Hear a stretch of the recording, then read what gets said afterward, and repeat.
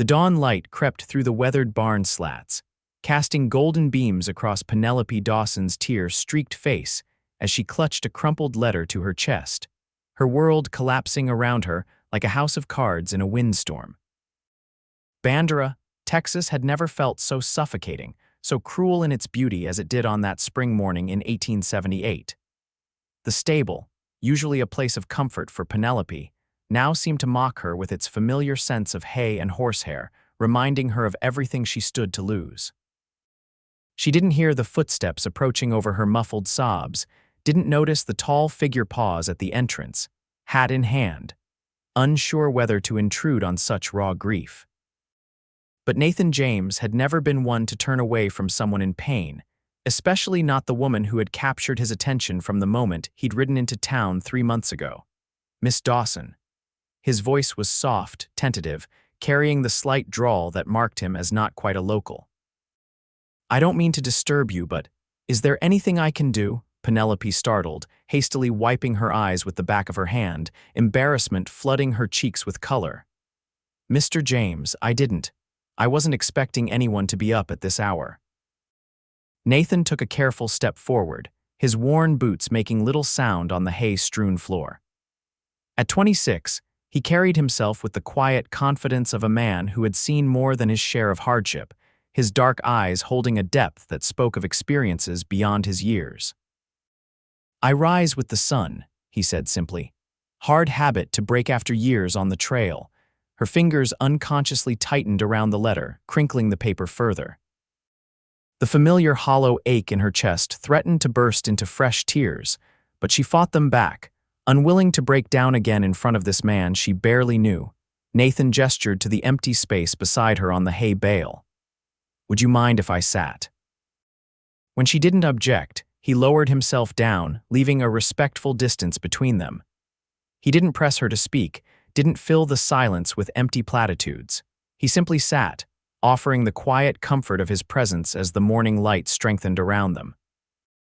"My father's gone," Penelope finally said, her voice barely above a whisper. "This letter, it's from the bank in San Antonio. They're foreclosing on our ranch. Everything he built, everything he worked for, gone." Nathan's jaw tightened, but he remained silent, giving her the space to continue if she wished. He died believing the drought would break, that we'd recover. A bitter laugh escaped her lips. 3 months in the ground, and they're already circling like vultures. "Your father was Harrison Dawson?" Nathan asked, recognition dawning in his eyes. Penelope nodded, a flicker of pride breaking through her grief. "The Double D was one of the first ranches in this part of Texas. My grandfather started it, and my father built it into something special." She brushed a stray auburn curl from her face, tucking it behind her ear. "Or at least it was special before the drought took our cattle and the fever took him." "I'm sorry," Nathan said, and there was genuine feeling in his voice. "I only met your father once when I first came to town. He struck me as a good man." "The best," Penelope agreed, her voice catching. At 22, she had never imagined facing the world without her father's guidance. Her mother had passed when she was just 14, and since then, it had been just the two of them against the world. "How much do you need?" Nathan asked suddenly. Penelope looked up, startled. "I beg your pardon, to save the ranch. How much?" She shook her head, confused by his directness. "It doesn't matter. I don't have it, and I have no way of getting it. Maybe I can help." A flash of indignation crossed her face. "Mr. James, we barely know each other. I don't need charity." "It's not charity I'm offering," he replied evenly. "It's a partnership." Penelope frowned, studying him more carefully now. Nathan James had appeared in Bandera 3 months ago, taking work at the livery stable. He kept to himself mostly, though he was unfailingly polite to everyone he encountered. There were rumors. Of course there always were about newcomers in small towns, but nothing concrete. Some said he'd been a Texas Ranger, others that he'd ridden with outlaws. All Penelope knew for certain was that he had a way with horses that bordered on miraculous, and that the local children adored him. "What kind of partnership?" she asked cautiously. Nathan leaned forward, elbows resting on his knees. "I've been looking to put down roots. I've saved nearly every penny I've earned these past few years, looking for the right opportunity." His gaze was steady, direct. "I know cattle, Miss Dawson, I know land. And I'm willing to invest in the Double D if you'll have me as a partner. The offer hung between them, unexpected and almost too convenient. Suspicion flared in Penelope's mind. Why would you do that? You don't know me or my ranch. I know your father's reputation. I know good land when I see it, and I know that sometimes a person needs a hand up, not a handout. Something in his expression softened. Let me help, Miss Dawson. We can work out the details later, but right now, time is of the essence if we're going to save your ranch. Penelope hesitated, torn between desperate hope and ingrained caution. This is very sudden. Life often is, he replied simply. She took a deep breath, wiping away the last of her tears. I should think about this. Of course, Nathan nodded, rising to his feet, but don't think too long. Banks don't tend to wait. As he turned to leave, Penelope called after him. Mr. James, he paused, looking back over his shoulder. Thank you for sitting with me. A small smile curved his lips. Sometimes that's all a person needs, someone to sit with them until the tears stop. The words, so simple and yet so profound, settled around Penelope's heart like a balm.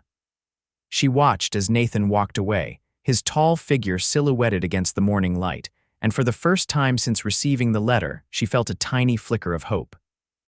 The ride back to the Double D was quiet, the spring morning filled with birdsong and the steady rhythm of hoofbeats. Penelope's mind churned with thoughts of Nathan James's unexpected offer. The man was practically a stranger, yet something in his direct gaze had spoken of honesty, of trustworthiness. The ranch came into view as she crested the final hill, and her heart contracted painfully at the sight. The Double D had seen better days, the drought had taken its toll on the once lush pastures, and several outbuildings needed repair. But it was still home, still the place where every significant memory of her life had formed. The main house stood solid and welcoming, a two-story structure of stone and timber that her grandfather had built with his own hands. The barn and stables were large, designed to accommodate a thriving cattle operation. In better times, the corrals would have been filled with livestock, the bunkhouse occupied by a half-dozen ranch hands. Now, only old Miguel remained, the loyal foreman who had refused to leave even when Penelope's father could no longer pay wages. He was waiting for her as she dismounted, his weathered face creased with concern. "Señorita Penny, you left without breakfast," he chided gently. "Where did you go so early?" "I needed to think, Miguel." She handed him the reins to her mare. "And then I received some news at the post office." His expression darkened. "Bad news," Penelope nodded, her throat tightening again. "The bank is foreclosing. We have 30 days to pay what we owe or they'll take everything." Miguel's hand flew to the silver cross at his neck, a gesture he made in times of distress. "Dios mío." "Your father, he would be heartbroken." "I know." Penelope's voice was barely audible. "I don't know what to do, Miguel." The old man's eyes, still sharp despite his 70 years, studied her face. "Something else has happened. No, I see it in your eyes." She hesitated, then explained Nathan's offer. Miguel listened silently, his expression thoughtful. "This cowboy, I have seen him in town. He has good hands with the horses," Miguel observed, "and good eyes, honest eyes. But to trust a stranger with my father's legacy." Penelope trailed off. Miguel shrugged. "Sometimes God sends help in strange packages, Nina. What choice do we have?" The question hung in the air between them, heavy with implication. Penelope knew the answer already. They had no choice. The Double D was all she had left of her family, and she would do whatever it took to save it. "I'll ride into town tomorrow," she decided. "I'll tell Mr. James I accept his offer, provided we agree on terms that protect both our interests." Miguel nodded approvingly. "Wise. Your father taught you well." He patted her shoulder. "Now come, you need to eat. We cannot face problems on an empty stomach." Later that evening, as twilight painted the Texas sky in shades of purple and gold, Penelope sat on the porch, her father's old ledger open on her lap. The numbers told a grim story, one of mounting debts, dwindling herds, and the relentless drought that had pushed the once prosperous ranch to the brink of ruin. A partnership with Nathan James might be their salvation, but it would also mean sharing control of something that had always been exclusively in Dawson hands. The thought sent a pang through her heart. Yet she knew her father would have wanted the ranch to survive, even if it meant bringing in an outsider. As darkness fell completely, Penelope made her decision. She would accept Nathan's offer, but she would insist on maintaining an equal say in how the Double D was run. If he was truly interested in a partnership rather than a takeover, he would agree to her terms.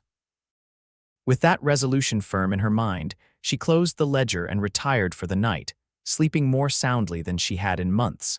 The following morning dawned clear and bright, promising another scorching day. Penelope dressed with care in one of her better riding skirts and a crisp white blouse, her auburn hair neatly braided and pinned. This was a business meeting, and she intended to present herself accordingly. She found Nathan at the livery stable, his sleeves rolled up as he worked on reshaping a horseshoe. The muscles in his forearms flexed with each swing of the hammer, and Penelope found herself momentarily distracted by the sight before clearing her throat. Nathan looked up, surprise and then pleasure crossing his features when he saw her. "Miss Dawson, good morning, Mr. James," she nodded, suddenly feeling nervous. "I was hoping we might discuss your proposal further." He set down his tools immediately, "Of course. Would you like to step outside where it's cooler?" They walked to a small bench beneath a cottonwood tree, the shade a welcome relief from the strengthening sun. Nathan waited patiently as Penelope gathered her thoughts. "I'm willing to accept your offer of partnership," she began directly, "but I have conditions." A hint of a smile touched his lips. "I would have been disappointed if you didn't." Encouraged by his response, Penelope continued more confidently. "First, regardless of your financial contribution, we would be equal partners in all decisions regarding the ranch. The Double D has always been run by a Dawson, and while I welcome your help, I won't surrender control." Nathan nodded. "Fair enough." "Second, our arrangement would need to be formalized legally, with proper documentation of your investment and the agreed-upon terms." "I wouldn't have it any other way," he assured her. Penelope took a deep breath. "Third, and this is most important, I need to know why. Why would you invest your savings in a struggling ranch owned by a woman you barely know?" "The truth, Mr. James." Nathan was quiet for a long moment, his dark eyes studying her face. When he spoke, his voice was low and sincere. "I've spent the last 8 years wandering, Miss Dawson. I was a cattle driver, a horse trainer, even rode with the Rangers for a spell. I've crossed most of Texas and parts beyond, but I've never found a place that felt like it could be home." His gaze shifted to the distant hills. "Until Bandera," he continued, his words measured and thoughtful. "Your father spoke proudly of the Double D when I met him, said it was land worth fighting for. When I heard about his passing, I thought about approaching you then, but it seemed inappropriate." His expression grew solemn. "I have the means to help save your ranch, and in return, I get a stake in something meaningful, something lasting." Penelope studied him, searching for any sign of deception. "That's all, no ulterior motives," a smile flickered across his face. "Would it be an ulterior motive to admit, I find the owner of the Double D to be an impressive woman? One I'd like the opportunity to know better." Heat rose to Penelope's cheeks, but she maintained her composure. "Mr. James, Nathan, please," he interrupted gently. "If we're to be partners, we might as well use each other's names." "Nathan," she conceded, the name feeling foreign yet not unpleasant on her tongue. "I should warn you that I can be stubborn, opinionated, and set in my ways." His smile widened. "I would expect nothing less from Harrison Dawson's daughter." Something in his easy acceptance of her nature lowered Penelope's defenses slightly. "Very well. If you're still interested after my conditions, I believe we have an agreement." "I am, and we do." Nathan extended his hand. "Partners, then?" Penelope hesitated only briefly before placing her hand in his. His palm was calloused but warm, his grip firm without being overpowering. "Partners."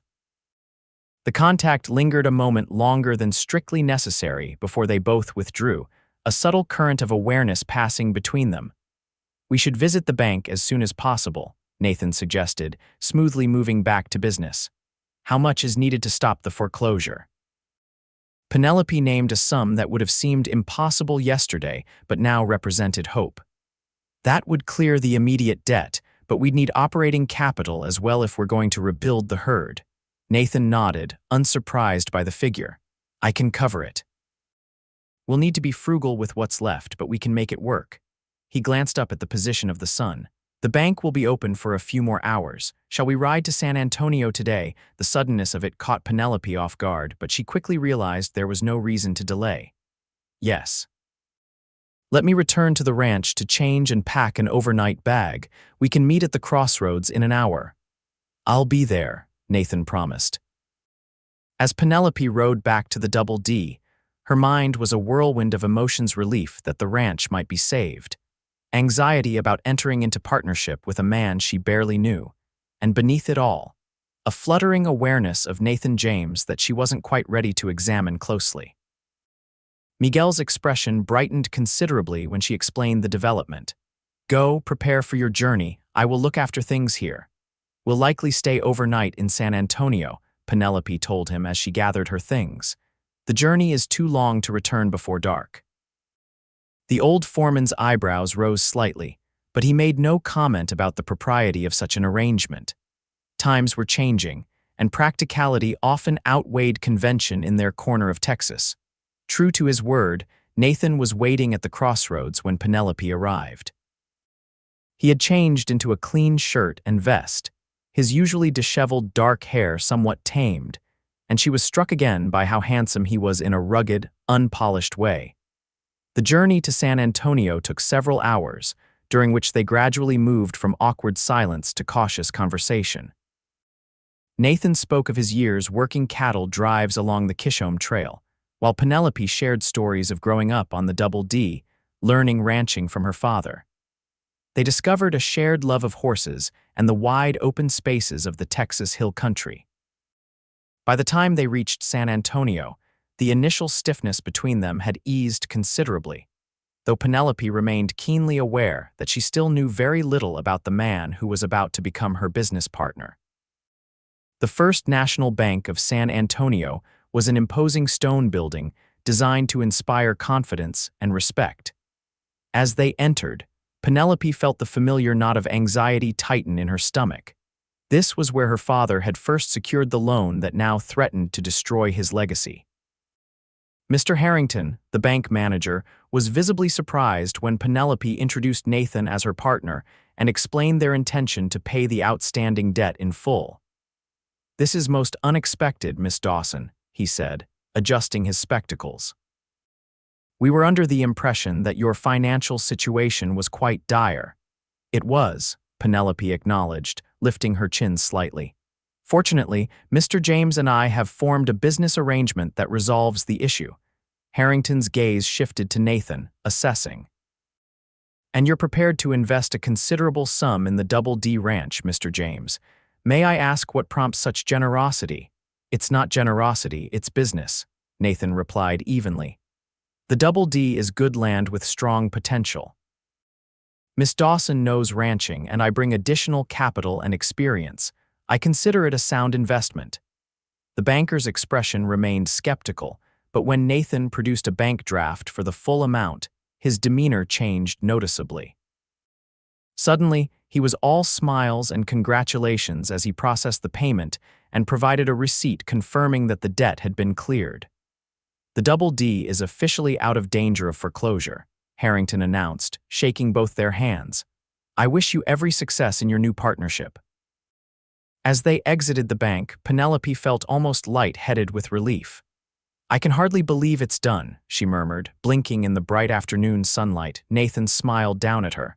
Believe it, the Double D is secure. Impulsively, Penelope reached out and squeezed his arm, her eyes bright with unshed tears of gratitude. Thank you, Nathan, truly. A peculiar expression crossed his face, one she couldn't quite interpret. No need for thanks between partners, he said after a moment. Now, shall we find somewhere to stay for the night before heading back tomorrow? They secured rooms at a respectable hotel near the town square, agreeing to meet for dinner after refreshing themselves from the dusty journey. Alone in her room, Penelope allowed herself a moment of pure celebration, spinning around with uncharacteristic girlishness before collapsing onto the bed. The Double D was saved. Whatever challenges lay ahead, at least she wouldn't lose her home, her heritage. And she had Nathan James to thank for it, a man who still remained something of a mystery, despite their hours of conversation. As she washed away the dust of travel and changed into her one good dress for dinner, Penelope found herself wondering about the parts of his past Nathan hadn't shared. There had been moments during their journey when a shadow had crossed his face, when his answers had grown vague or he deftly changed the subject. Everyone had secrets, she supposed, but partners needed to trust each other. Trust would come with time, she decided as she pinned her hair. For now, she would focus on the positive. The Double D had a future, and she was no longer facing it alone. Nathan was waiting in the hotel dining room, and the appreciative glance he gave her as she approached sent a rush of warmth through Penelope that had nothing to do with the stuffy room. "You look lovely," he said simply as he held her chair. "Thank you." She smoothed her skirt, suddenly self-conscious. The green dress was several years old, made for her by her mother before she passed, but it was the best thing she owned. "It feels strange to be celebrating when there's still so much work ahead of us. Sometimes you need to pause and acknowledge a victory before moving on to the next battle," Nathan replied, signaling for the waiter. "Tonight, we celebrate saving the Double D. Tomorrow, we start planning how to make it thrive." They enjoyed a meal finer than anything Penelope had tasted in months, discussing their immediate plans for the ranch. Nathan suggested they focus first on repairing essential infrastructure before investing in new cattle. "The drought has driven prices down," he explained. "We can buy stock cheaply now, but we need to ensure we have proper facilities and sufficient water sources before increasing the herd." Penelope nodded, impressed by his practical approach. "The North Pasture has a spring that's never run dry, even in the worst drought years. If we could expand the catchment area and install a windmill for pumping, we could irrigate a larger section." "Exactly the kind of thinking we need," Nathan approved. "Your knowledge of the land is going to be our greatest asset." As the evening progressed, Penelope found herself genuinely enjoying Nathan's company. He was thoughtful and well-spoken, with a dry humor that occasionally surfaced in unexpected moments. By the time they parted for the night at her door, she felt more at ease with him than she would have thought possible just days ago. "Rest well," he said, tipping his hat. "We've had quite a day, indeed we have." Penelope hesitated, then added softly, "I'm glad you were there in the stable yesterday morning, Nathan." A smile touched his eyes. "So am I, Penelope, so am I." The return journey to Bandera the following day was more companionable, their conversation flowing more naturally now that the immediate crisis had been resolved. They discussed practical matters, which repairs to prioritize, how to approach rebuilding the herd, whether to hire additional help, but also shared more personal stories. Penelope learned that Nathan had been orphaned young and raised by an uncle who taught him ranching. He had left home at 18 after a disagreement with that uncle, and had been moving from job to job ever since, building his savings and looking for a place to settle. "What about you?" he asked as they stopped to rest the horses near a small creek. "Did you ever think about leaving the Double D, seeing more of the world?" Penelope considered the question as she watched a dragonfly skim across the water's surface. "Sometimes," she admitted. "Especially after Mother died, there were moments when the ranch felt too full of ghosts." She looked up at the endless Texas sky. "But then I'd ride out at dawn and watch the sun rise over our land, and I couldn't imagine being anywhere else." Nathan nodded, understanding in his eyes. "That's how you know it's home." They arrived back at the Double D by mid-afternoon, Miguel waiting anxiously on the porch. The old foreman's face lit up when Penelope announced that the ranch was safe. "Gracias a Dios," he exclaimed, crossing himself, "and to you, Señor James." He extended his hand to Nathan. "Welcome to the Double D." That evening, after Nathan had returned to town to collect his belongings from his rented room, Penelope sat with Miguel on the porch, as had been their custom since her father's death. "What do you think of him, truly?" she asked, valuing the old man's insight. Miguel considered the question carefully. "He has good hands and steady eyes. He speaks directly but not harshly. These are good signs in a man." He glanced at her. "But you are asking something else, no?" Penelope sighed. "I suppose I am. It's all happened so quickly." Yesterday morning I was crying in the stable, believing everything was lost. Now I have a business partner I barely know who has invested his life savings in our ranch. She shook her head. It feels almost like a dream. Sometimes life changes fast, like a summer storm, Miguel said philosophically. The question is not how quickly it happened, but whether it is right. He patted her hand. Watch and wait, Nina. Time will tell you who this man truly is. The following day, Nathan arrived with his meager belongings, mostly practical items, with a few books and a battered tin box that he handled with particular care. Penelope showed him to the small cabin near the main house that had once belonged to the ranch foreman when they'd had enough hands to need one.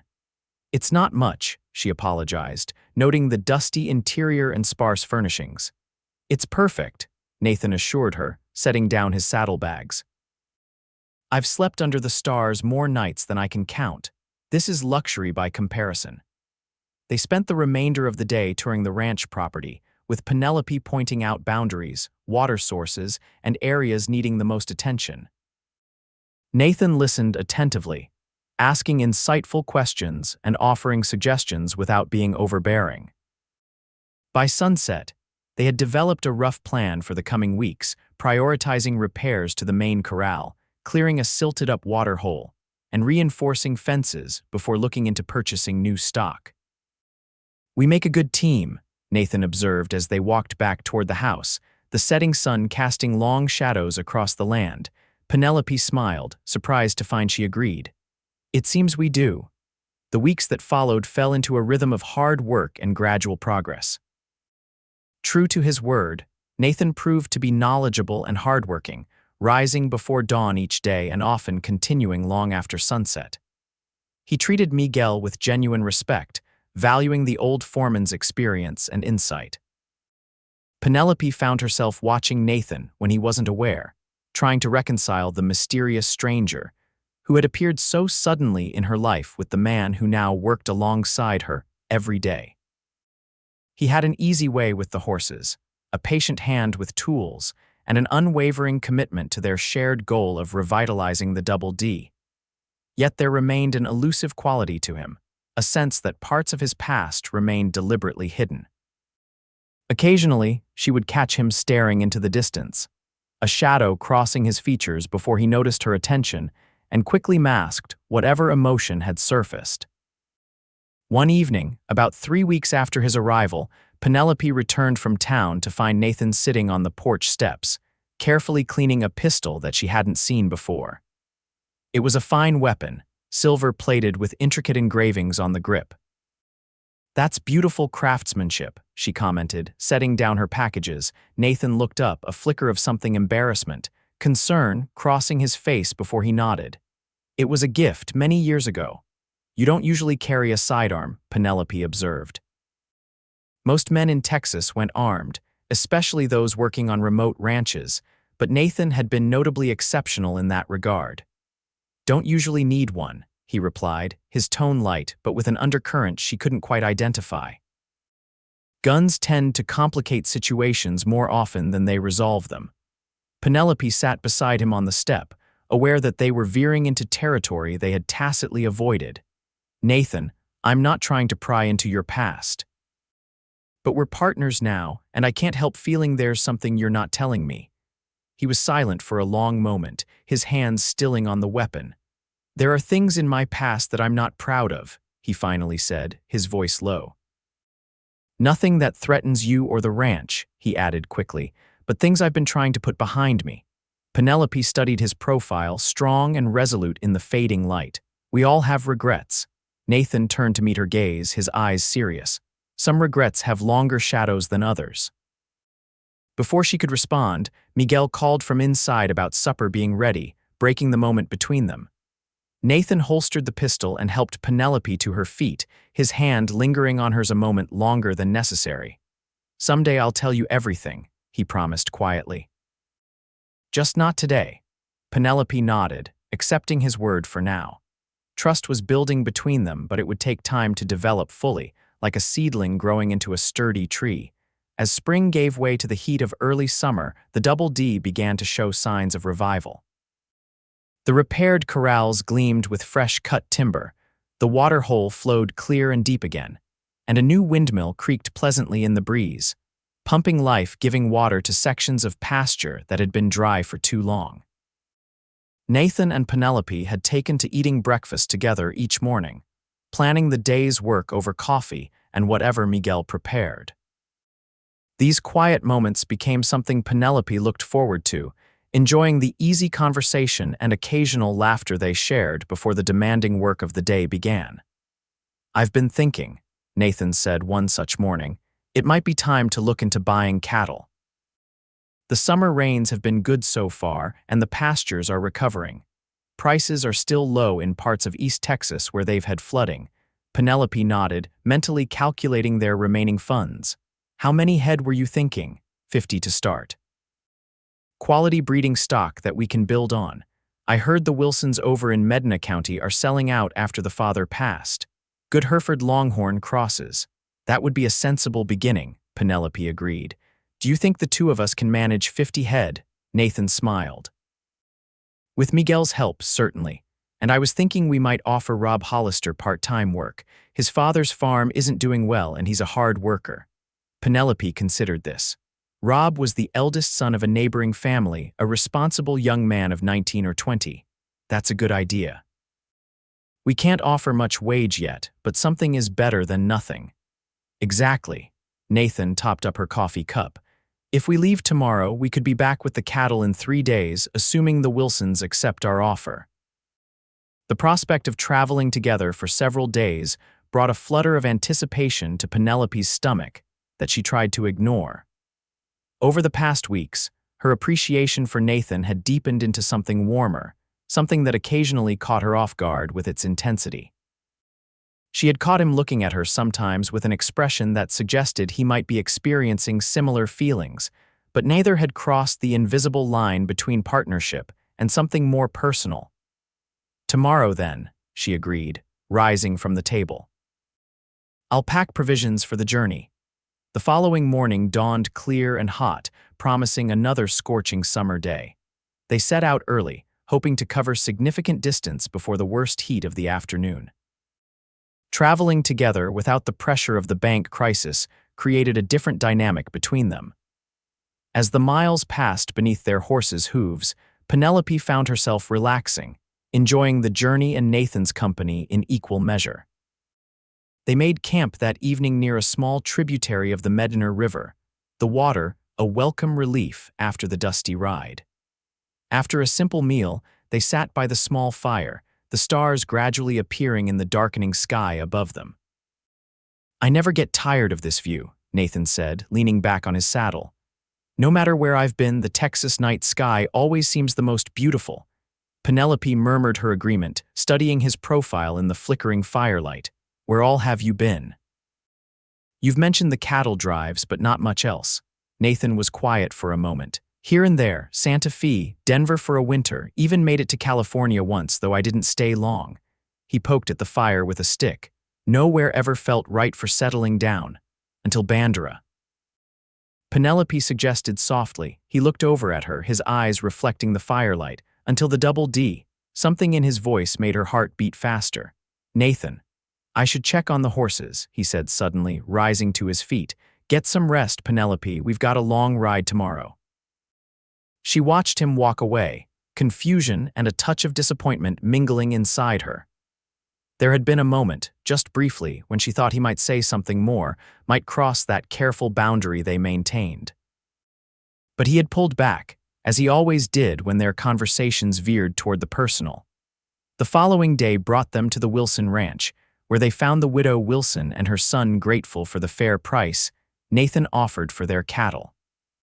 The deal was struck quickly, with arrangements made for Penelope and Nathan to return with help to drive the herd back to the Double D. On their return journey, a summer storm caught them by surprise, the sky darkening rapidly as thunder rumbled in the distance. "We should find shelter," Nathan called over the rising wind. "There's an old line shack about a mile east if I remember right." They changed course, pushing their horses harder as the first fat raindrops began to fall. By the time they reached the abandoned line, shack little more than a one-room shelter used by cowboys working the distant edges of ranches, the storm had unleashed its full fury, rain lashing down in blinding sheets. They dismounted quickly, leading the horses to the small lean-to attached to the shack before hurrying inside. The interior was dusty but sound, with a small stone fireplace and a narrow cot in one corner. Not exactly the Menger Hotel, Nathan joked, shaking water from his hat. Penelope laughed, wringing out her soaked braid. Better than being out in that. She gestured toward the window, where rain was now beating a furious tattoo against the glass. Nathan quickly built a fire with the dry wood stacked beside the hearth, and soon a warm glow filled the tiny space. They arranged their wet outer garments near the flames to dry and settled on the floor, sharing the jerky and hardtack they had packed for the journey. The close quarters made Penelope acutely aware of Nathan in a way she normally managed to avoid. The firelight played across his features, highlighting the strong line of his jaw, the tiny scar near his right eyebrow that she had noticed weeks ago but never asked about. "How did you get that scar?" she asked impulsively, touching her own eyebrow to indicate what she meant. Nathan's hand rose to the mark, a rueful smile crossing his lips. "Bar fight in Abilene, not my proudest moment. You, in a bar fight?" Penelope raised her eyebrows in mock surprise. "I can't imagine it. I was younger then, and foolish." His expression grew more serious. "A man said something unacceptable about a woman I was escorting. I took exception. Very gallant of you." "Not really. The lady in question was perfectly capable of defending her own honor. She told me so quite firmly afterward." Penelope laughed. "I think I would have liked her." "You would have," Nathan agreed, his expression softening. "She reminded me a bit of you, actually. Strong-minded, independent." The comparison sent a curious warmth through Penelope. "Was she someone special to you?" Nathan shook his head. "Just a friend I haven't." He hesitated, then continued more quietly. "There hasn't been anyone special, not in that way."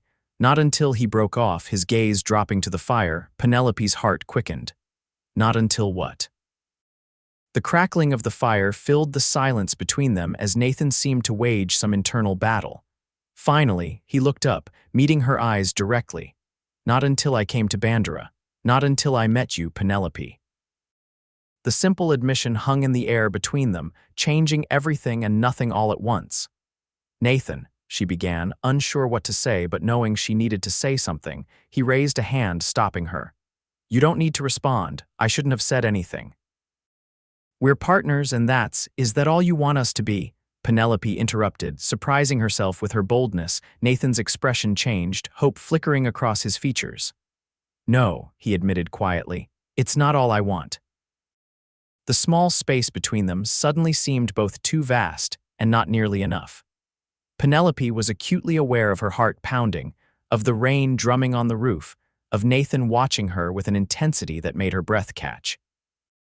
"I've been trying to keep my distance," he continued, his voice low, "to be respectful of our business arrangement, but I find myself thinking about you at the most inconvenient moments, wondering what it would be like if things were different between us." Penelope found her voice at last. "Different how?" Instead of answering with words, Nathan slowly leaned forward, giving her every opportunity to pull away. When she didn't, he gently cupped her face in his hand, his thumb brushing her cheek with exquisite tenderness. "May I?" he whispered, his gaze dropping to her lips. Penelope's answer was to close the remaining distance between them, pressing her lips to his in a kiss that started tentative but quickly deepened with shared longing. His arms encircled her, drawing her closer, and she felt herself responding with an intensity that would have shocked her had she been capable of coherent thought. When they finally broke apart, both breathless, Nathan rested his forehead against hers. "I've been wanting to do that since I found you crying in the stable," he admitted. Penelope laughed softly. "That was hardly my most attractive moment. It was the moment I knew you were someone extraordinary." His hand stroked her hair, now loose from its braid. "Brave enough to weep openly, strong enough to face what came after." The sincerity in his voice touched something deep within her. For so long, Penelope had shouldered her burdens alone, believing that showing emotion was a weakness she couldn't afford. But Nathan had seen her at her most vulnerable and found strength there, not frailty. Outside, the storm continued to rage, but within the small shack, something new and fragile was blossoming, a tender shoot of possibility pushing through soil long thought barren. They talked late into the night, the fire burning low as they shared pieces of themselves previously kept hidden. Nathan spoke of his time with the Rangers, of a confrontation gone wrong that had left him questioning his path. Penelope confided her fears of failing her father's legacy, of being unable to maintain the double D despite her best efforts.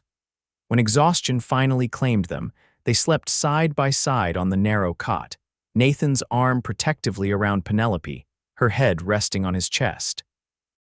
It was the most peaceful sleep she had experienced since her father's death. Morning brought clearing skies and a new clarity between them. As they prepared to continue their journey, there was a different quality to their interaction, a gentle awareness, a shared secret reflected in lingering glances and brief touches. "What happens when we return to the Double D?" Penelope asked as they saddled their horses. "Things will be different now." Nathan secured a saddlebag before turning to face her. "Only if you want them to be. I meant what I said last night, Penelope, but I also respect our partnership and your position. Nothing needs to change if you're not certain." Penelope considered his words, appreciating his willingness to follow her lead. "I am certain about how I feel," she said carefully, "but there are practicalities to consider. People will talk if we suddenly appear to be more than business partners." "Let them talk," Nathan said with a shrug. "But I understand your concern. We can be discreet, take things slowly." A smile touched his lips.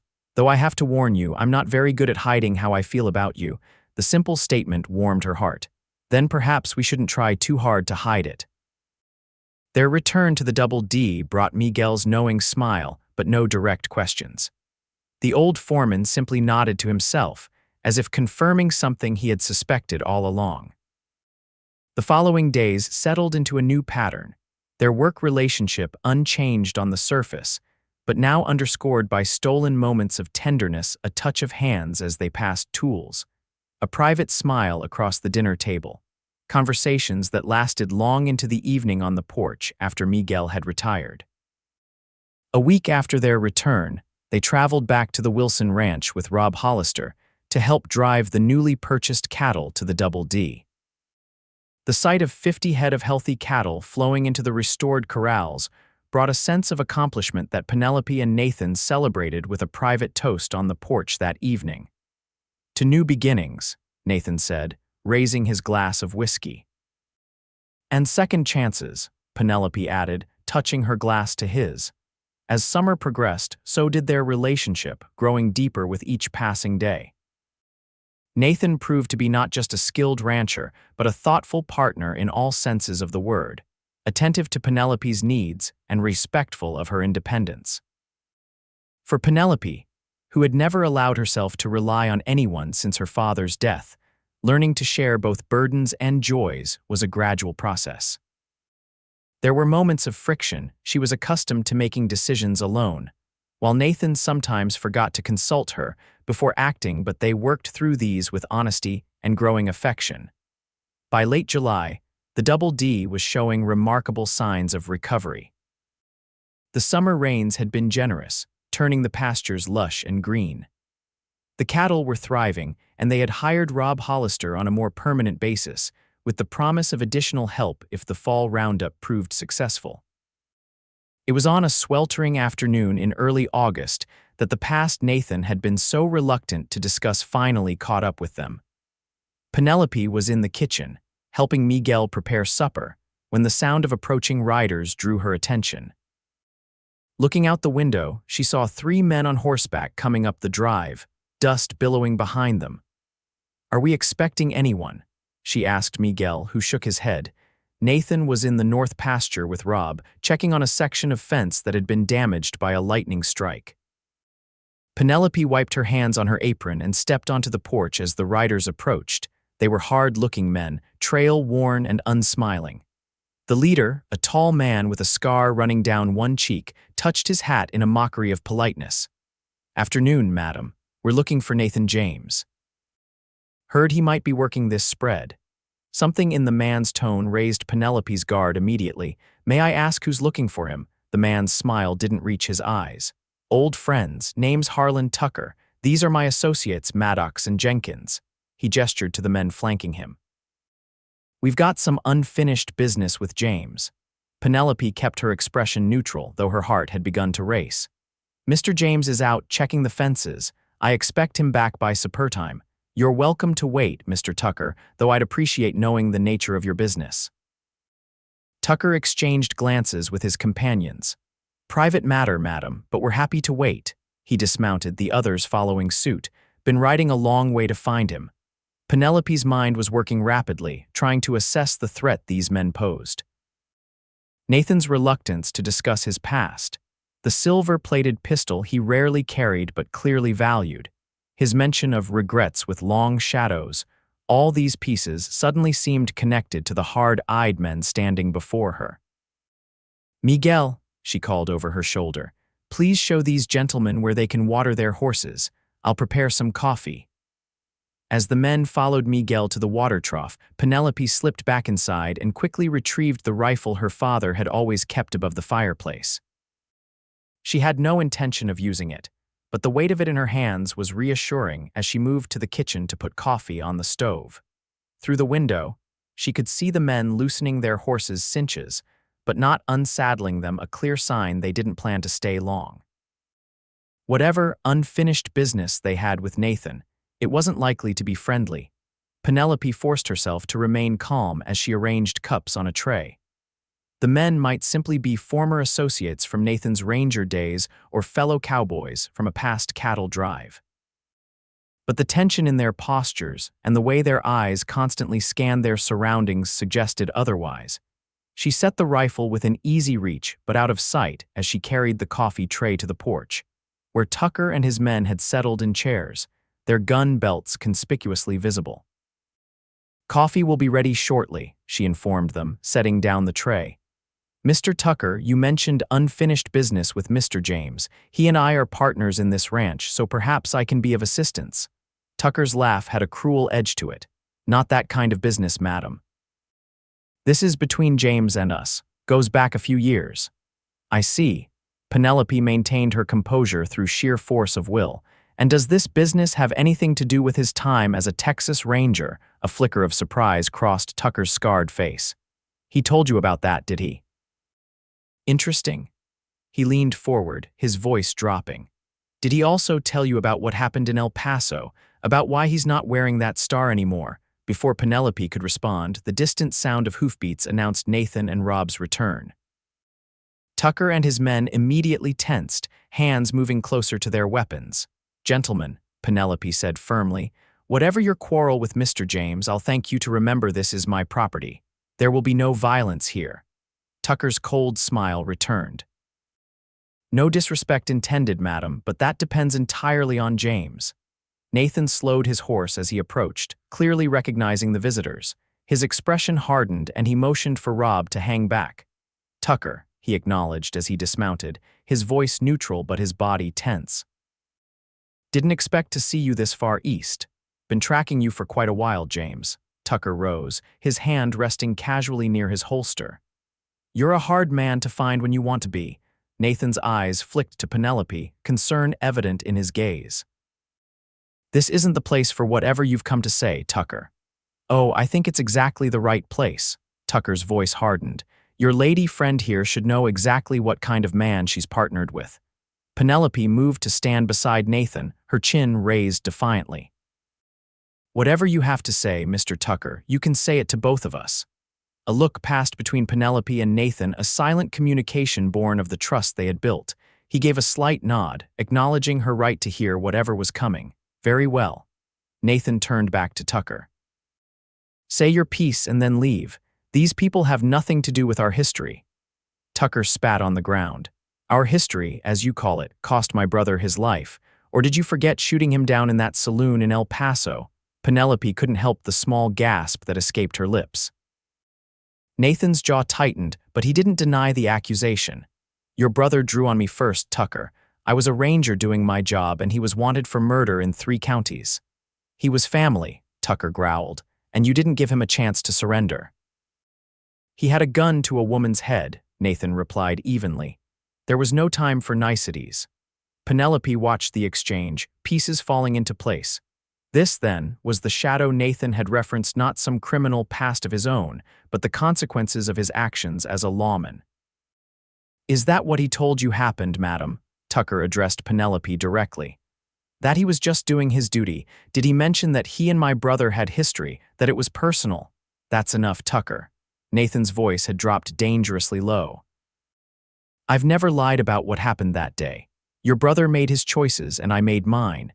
I left the Rangers afterward because I was tired of violence, tired of men like him and you who think a gun solves everything." Tucker's hand moved to his holster.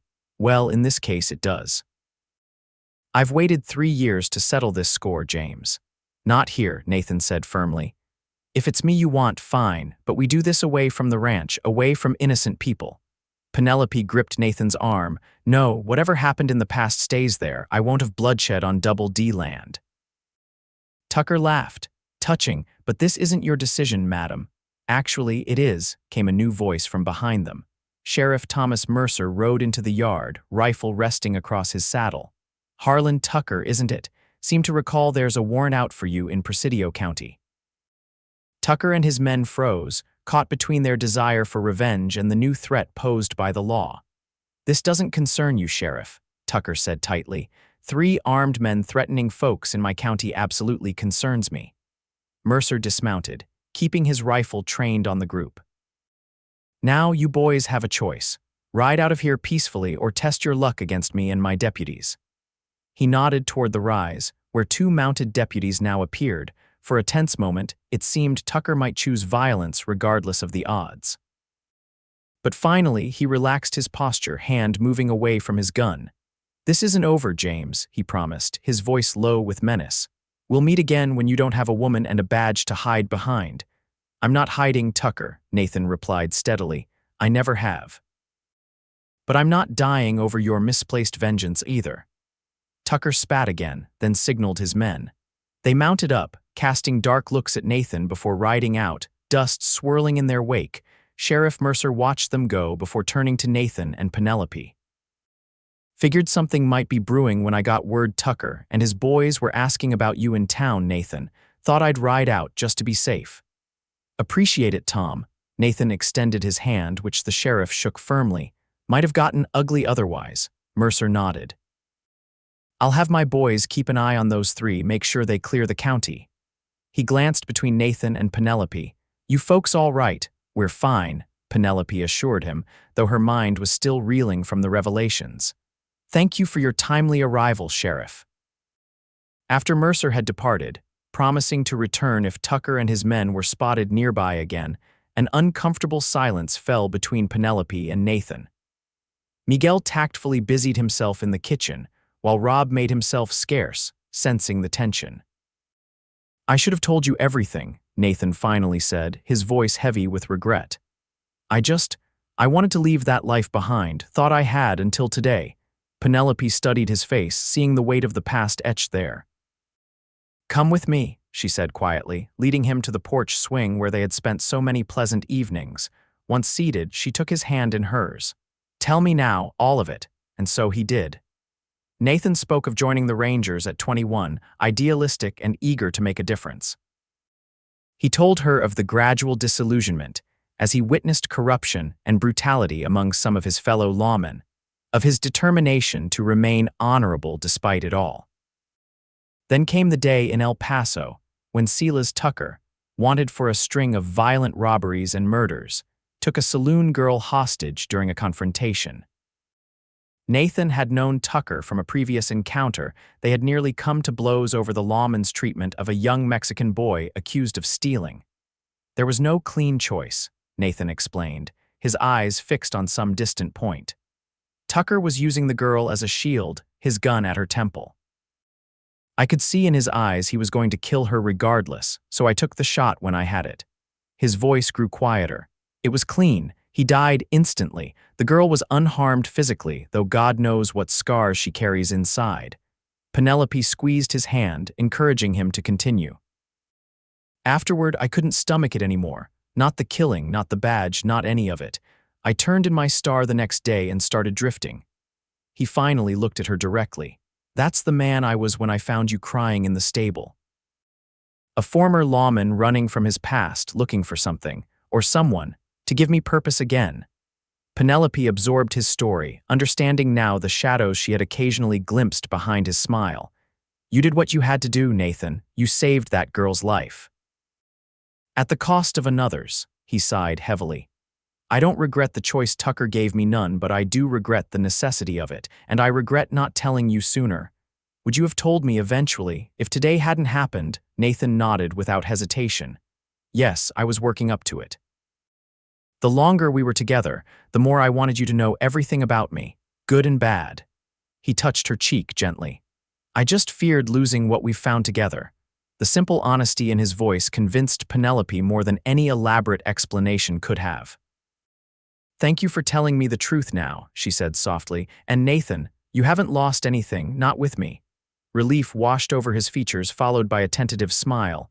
No, no.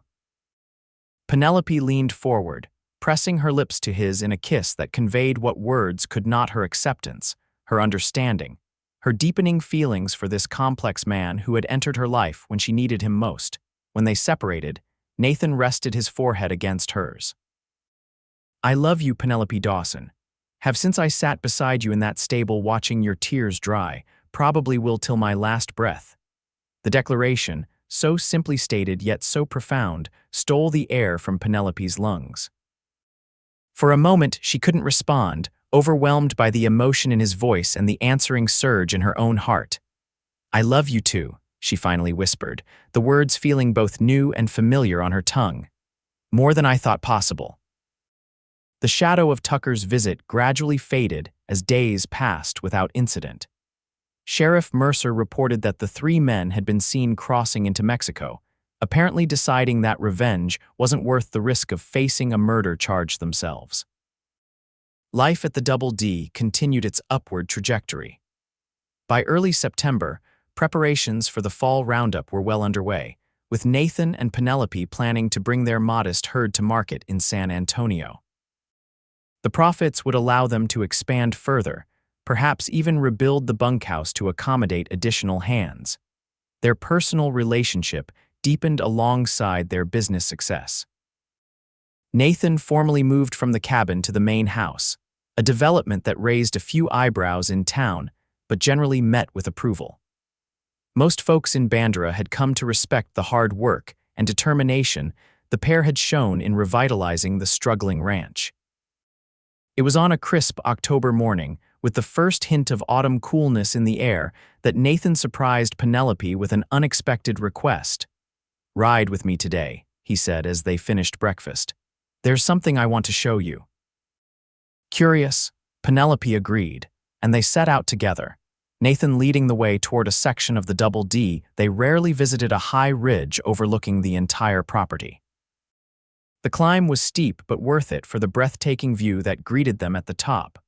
Rolling hills stretching to the horizon, the ranch buildings tiny in the distance, cattle dotting the green pastures like scattered seeds. Your father brought me here once, Nathan revealed as they dismounted. The day we met, he was showing a potential buyer the boundaries of the Double D. A sad smile touched his lips. He was desperate for funds but still proud of what he'd built. Said this view reminded him of why he kept fighting, even when things seemed hopeless. Penelope felt tears prick her eyes at this new connection to her father. He never brought me here. He wanted to, Nathan assured her.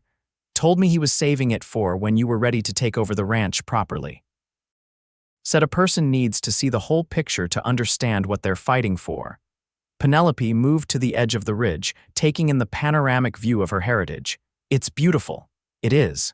Nathan came to stand beside her, taking her hand, like the woman who owns it. She turned to him, touched by the sentiment, and found him regarding her with an expression of such tender determination that her heart quickened. Penelope, he began, his voice unusually solemn, when I came to Bandera, I was looking for a place to belong, somewhere to put down roots after years of drifting. I found that at the Double D. He squeezed her hand gently, but I found something even more precious in you." Before she could respond, he reached into his pocket and withdrew a small object. As he opened his palm, Penelope saw a delicate gold ring with a small diamond catching the morning light. "This was my mother's," Nathan explained, his voice thick with emotion. "The one thing of hers I've carried with me all these years." He took a deep breath. "Penelope Dawson, I love you more than I ever thought possible. Will you marry me and make our partnership permanent in every way?" Tears blurred Penelope's vision as joy surged through her. "Yes," she whispered, then more strongly, "Yes, Nathan. I will." His smile was radiant as he slipped the ring onto her finger, then pulled her into an embrace that spoke of promises kept and a future shared. As they kissed, with the double D spread out below them and the vast Texas sky above, Penelope felt a sense of rightness, of completion. The journey from that tearful morning in the stable to this moment of perfect happiness had been unexpected in every way. She had lost so much: her father, nearly the ranch, but gained something she hadn't known she was missing. A partner in the truest sense, a man who saw her strength and her vulnerability and cherished both equally. "What are you thinking?" Nathan asked as they finally broke apart, his arms still around her waist. Penelope smiled up at him, her heart full. "I'm thinking about beginnings and endings, about how the day you found me crying seemed like the end of everything, but it was really just the start." "The start of us," Nathan agreed, pressing a kiss to her forehead. "And I plan to make sure the story only gets better from here." They were married in the Bandra church 2 weeks before Christmas, with Sheriff Mercer standing as Nathan's best man and Miguel giving Penelope away in her father's stead. The entire community turned out for the celebration, the little church overflowing with well-wishers. Penelope wore her mother's wedding dress, carefully altered by the town seamstress, and carried wildflowers that Nathan had somehow found despite the winter season. As they exchanged vows, snow began to fall outside, a rare gift in that part of Texas, and one the townsfolk immediately declared a good omen for the union. The reception was held at the Double D, the main house filled with laughter and music, as neighbors and friends celebrated the couple who had defied the odds to save a struggling ranch and find love in the process. Late that night, after the last guests had departed and quiet had settled over the ranch, Nathan and Penelope stood on the porch, watching the snow continue to fall in the moonlight. "Happy, Mrs. James?" Nathan asked, his arm around her waist. Penelope leaned her head against his shoulder, savoring the sound of her new name. "Completely. And you, Mr. James?" "More than I deserve to be," he answered honestly. "Sometimes I still can't believe how fortunate I am that you were crying in that stable the day our paths crossed." Penelope smiled at the memory, so painful at the time but now transformed by all that had followed. "I'm rather glad about it myself, in retrospect." They remained there for a long while, watching the snow transform their land into a glistening wonderland, the future stretching before them full of promise and possibility. The Double D was thriving, their partnership now in every sense of the word was strong, and together they had created something neither could have achieved alone. As they finally turned to go inside, Penelope paused, capturing the moment in her memory. The man she loved, the home they shared, the life they were building together, all of it born from that fateful morning when she had wept in despair, and a kind cowboy had sat beside her until the tears stopped. Spring came early to Bandra in 1879, bringing with it a riot of wildflowers and the promise of abundant rainfall. The Double D flourished under the combined stewardship of Penelope and Nathan James, their partnership in business as harmonious as their marriage. The winter months had been a time of planning and preparation. With the profits from their successful fall cattle sale, they had expanded their breeding stock, hired 2 additional hands besides Rob Hollister, and begun renovations on several outbuildings that had fallen into disrepair during the ranch's leaner times. On a particularly fine April morning, Nathan found Penelope in what had become one of her favorite places, the stable where they had first truly met. She was brushing down her mare, speaking softly to the animal in the gentle tones Nathan had come to love. "There you are," he said, leaning against the stall door. Miguel said you missed breakfast. Penelope looked up with a smile that still had the power to quicken Nathan's pulse. I wasn't hungry. He studied her face, noting the slight pallor beneath her usually healthy complexion. That's the third morning this week. Are you feeling unwell? A mysterious smile curved Penelope's lips. Not unwell exactly, just different. Nathan's brow furrowed with concern. Should we send for Dr. Whitaker? Penelope set down the brush and moved to stand before her husband, taking his hands in hers. I don't think that will be necessary for another 7 months or so, she said softly, watching his face. For a moment, Nathan looked confused. Then understanding dawned, his eyes widening.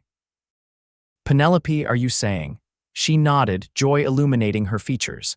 We're going to have a baby, Nathan. The brush clattered to the stable floor as Nathan swept her into his arms, his laughter echoing off the rafters.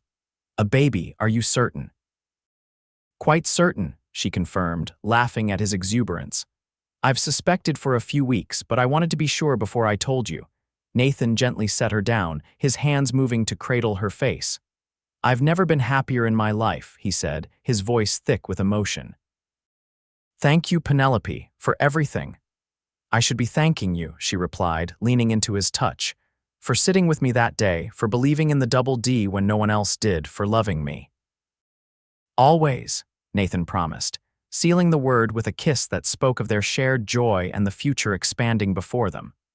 The news of the impending addition to the James family spread quickly through Bandera, bringing a stream of well-wishers and gifts to the Double D. Miguel was especially delighted, declaring that he had always known their union would be blessed. The child will be strong like both parents, the old foreman predicted, his eyes twinkling. And stubborn too, I think. As spring gave way to summer, Penelope's condition became more visible, though she insisted on continuing her role in running the ranch as much as possible. Nathan hovered protectively, a source of both amusement and occasional irritation to his independent-minded wife.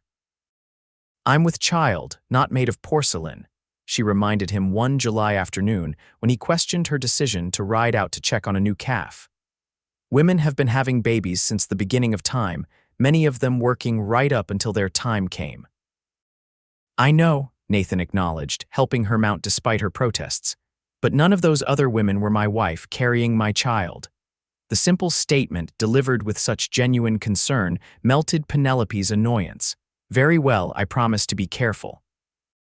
But you must promise not to fret so much, or the next few months will be very long indeed. Their compromise, Penelope agreeing to more rest and fewer strenuous activities, Nathan agreeing to curb his protective instincts, carried them through the summer months. The ranch continued to prosper, the expanded herd thriving on the well-watered pastures. In late September, with Penelope's confinement approaching, they hired a young widow named Clara Lewis to help with household duties and assist when the baby arrived. Clara was a gentle, capable woman whose husband had been killed in a hunting accident the previous year, leaving her with limited options for supporting herself. I'm grateful for the position, Mrs. James, Clara said as Penelope showed her the room she would occupy. It's been difficult finding suitable work in town. We're the ones who should be grateful, Penelope assured her. I've never been particularly skilled at domestic tasks even before. She gestured to her prominent belly with a smile. And please call me Penelope.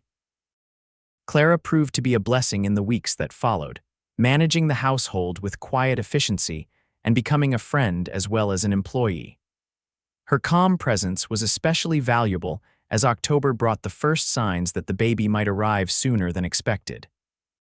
The little one is eager to join us, I think, Dr. Whitaker observed after examining Penelope.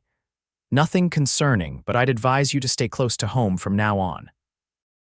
Nathan, who had been pacing anxiously outside the bedroom during the examination, immediately doubled his attentiveness, arranging for Clara to move into a room adjoining theirs and ensuring that a horse was always saddled and ready to fetch the doctor.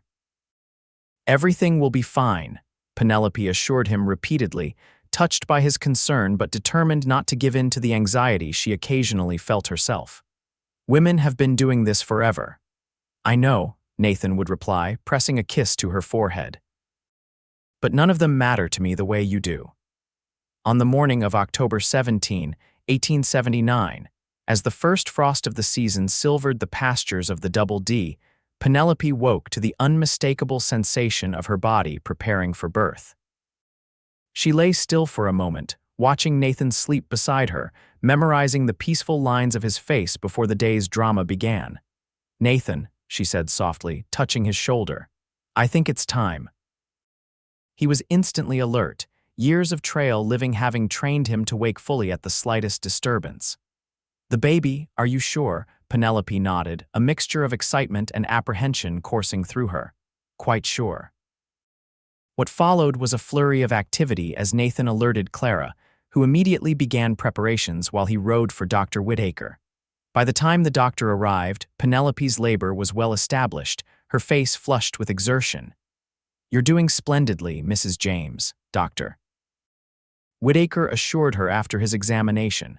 "Everything is progressing normally."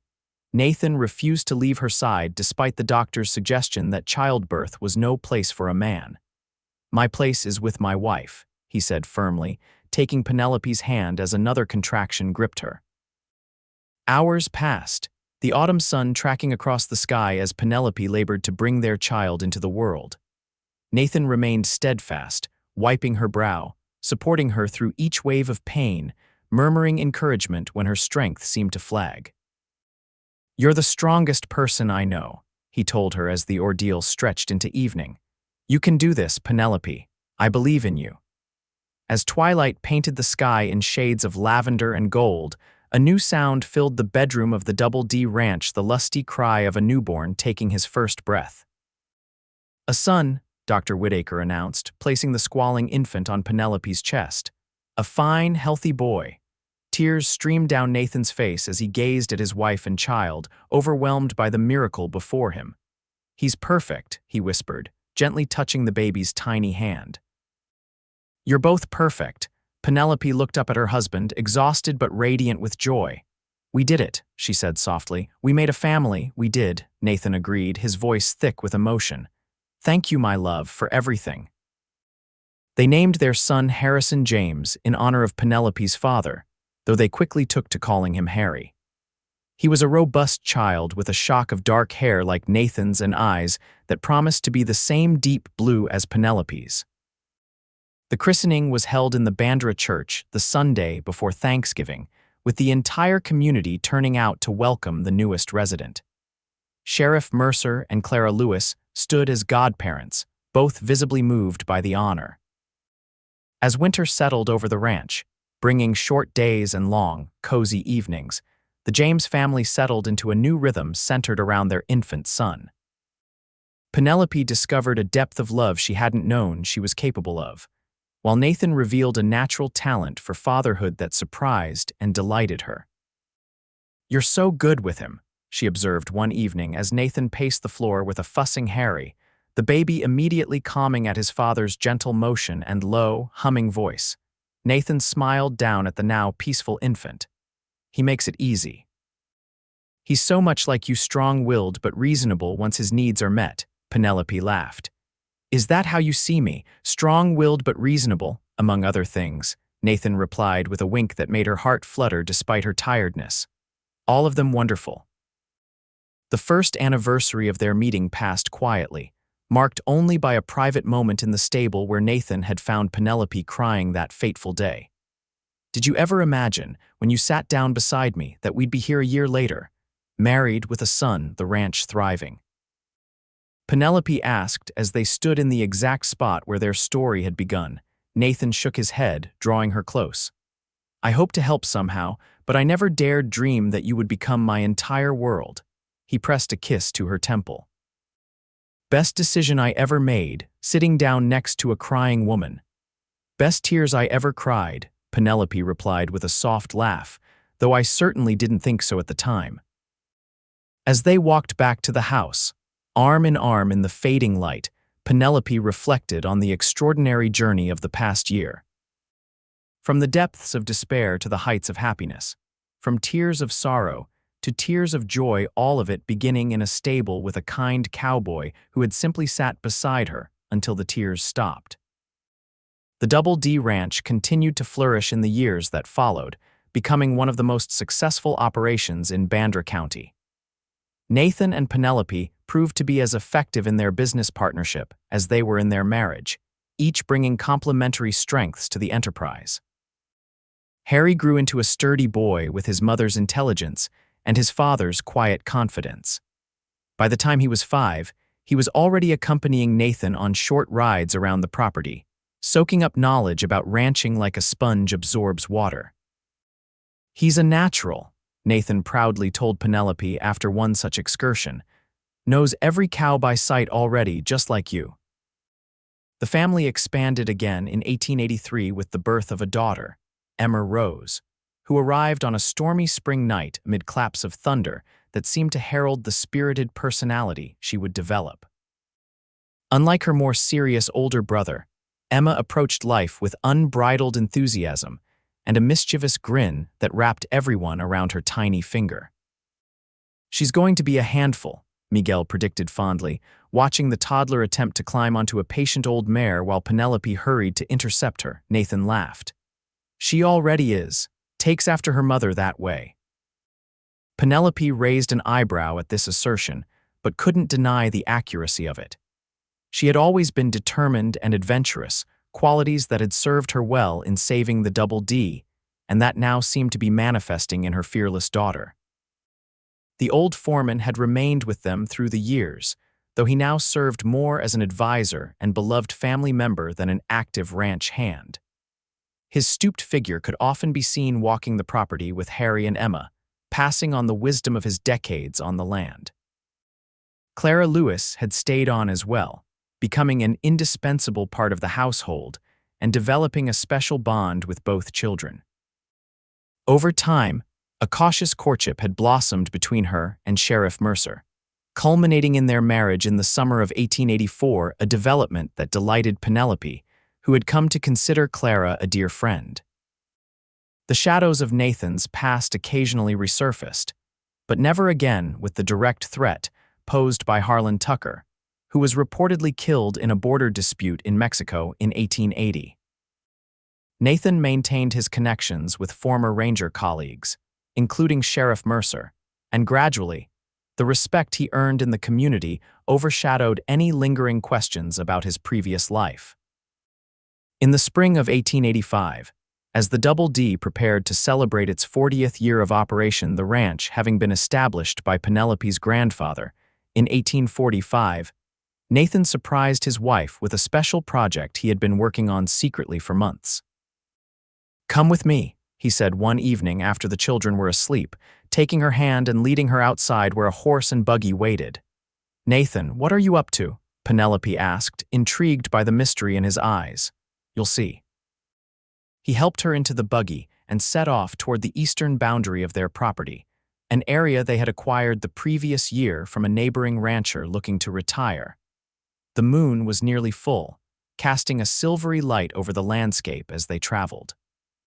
Finally, Nathan stopped in a clearing near a stand of live oaks where the outline of a structure could be seen. "What is this?" Penelope asked as he helped her down from the buggy. Nathan took her hand, leading her closer. "I wanted to create something special for the anniversary of the Double D. Something that honors your family's legacy while looking toward our future." As they approached, Penelope could see that the structure was a small stone chapel, simple but beautifully crafted, with a wooden door and a bell tower that caught the moonlight. "Oh, Nathan," she breathed, moved by the unexpected gift. "It's beautiful. Your father once mentioned that your grandfather had planned to build a chapel on the ranch, a place for prayer and reflection, but never completed it." Nathan opened the door, revealing a simple interior with wooden pews and a small altar. "I found his original sketches in the old deed box in the attic. Rob and I have been working on it whenever we could slip away without you noticing." Penelope entered slowly, overwhelmed by the thoughtfulness of the gesture. The chapel had a peaceful quality, the stonework solid and enduring like the land it stood upon. "This is for all of us," Nathan continued. "For your grandfather's vision, for your father's dreams, for our children's future. A place of peace on the land that has sustained your family for generations and will continue to sustain ours." Tears welled in Penelope's eyes as she turned to face her husband. "I don't know what to say. This is the most meaningful gift I could imagine." Nathan drew her into his arms. "You gave me a home, Penelope, a purpose, a family. This is just a small token of what you mean to me." The Dawson James Chapel, as it came to be known, became a beloved feature of the Double D. The family gathered there for quiet moments of thanksgiving, and it served as a setting for both community celebrations and private reflections. In the summer of 1888, a decade after Nathan had found Penelope crying in the stable, the Double D hosted a grand celebration marking the ranch's continued success and the family's place in the community. Friends and neighbors from throughout the county gathered for a day of feasting, music, and reminiscing. As twilight approached, Nathan sought out Penelope, finding her watching their children playing with the other youngsters near the newly constructed pond. "Happy?" he asked, slipping an arm around her waist. "Completely," she assured him, leaning into his embrace. "Though I'm not sure happy is a big enough word for what I feel when I look around at all we've built together." Nathan followed her gaze, taking in the thriving ranch, the laughter of their children, the community that had gathered to celebrate with them. 10 years ago, if someone had told me this would be my life, I wouldn't have believed them. Nor I, Penelope agreed. That morning in the stable, I thought everything was ending. I couldn't have imagined all this was just beginning. Nathan turned to face her, his expression growing serious. "I've been thinking about that day a lot lately. About how differently things might have turned out if I hadn't walked into that stable at that exact moment. Or if I hadn't been crying," Penelope added with a small smile. "Or if I hadn't sat down beside you," Nathan continued, reaching into his pocket. "I had something made to commemorate that moment." He withdrew a small velvet box and opened it, revealing a delicate gold locket. When Penelope carefully lifted it from its cushion, she found it was engraved with the date of their first meeting and the simple words, "Until the tears stopped." "Oh, Nathan," she whispered, deeply touched by the sentiment. He took the locket from her fingers and fastened it around her neck. "To remind us that even in our darkest moments, there's hope. That sometimes what looks like an ending is really just the beginning of something beautiful." Penelope touched the locket where it rested against her heart, then reached up to cradle her husband's face. "I love you, Nathan James, more with each passing day. And I love you, Penelope James. Always have, always will."